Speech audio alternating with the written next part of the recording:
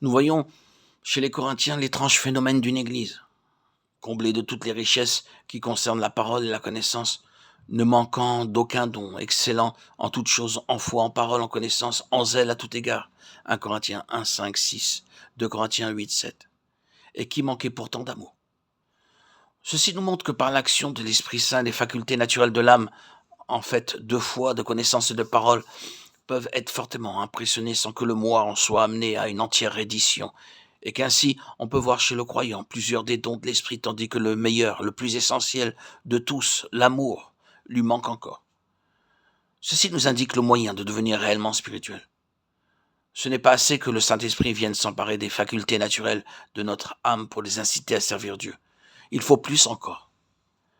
Quand par le moyen de notre intelligence, le Saint-Esprit est entré dans notre âme, c'est pour passer de là dans notre esprit. C'est pour fixer sa résidence soit dans l'âme, soit dans l'esprit. Et pour qu'enfin le moi détrôné laisse régner Dieu. La présence de cet amour divin en nous sera donc la preuve certaine et de la reddition de notre moi et de la domination de Dieu en nous.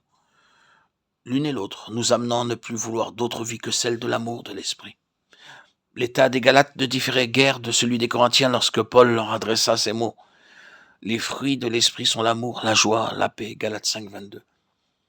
Leur erreur n'était pas celle des Corinthiens, qui se glorifiaient de dons et de connaissances.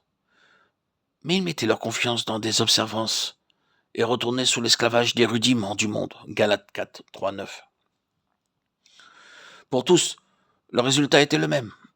L'esprit n'avait pas encore pénétré dans leur vie intime, et par conséquent, c'était la chair qui réglait encore leur vie extérieure, suscitant au milieu d'eux de l'amertume, de l'envie et des inimitiés. De nos jours aussi, il en est de même pour un très grand nombre d'églises qui portent le nom d'églises chrétiennes. D'un côté, la confiance en la connaissance, en l'orthodoxie des doctrines et de l'enseignement, de l'autre, l'habitude de se contenter des formes extérieures du culte, maintiennent la chair en pleine vigueur, sans qu'elle soit jamais crucifiée avec Christ. Et par là, le Saint-Esprit n'a pas la liberté d'opérer une véritable sainteté de vie, de faire vivre de l'amour de Christ.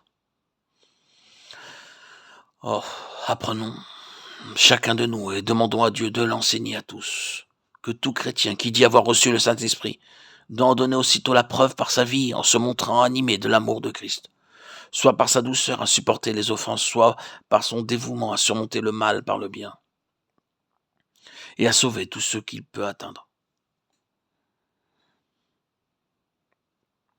Il faut que chaque membre de Christ continue et reproduise ici-bas la vie même de Christ.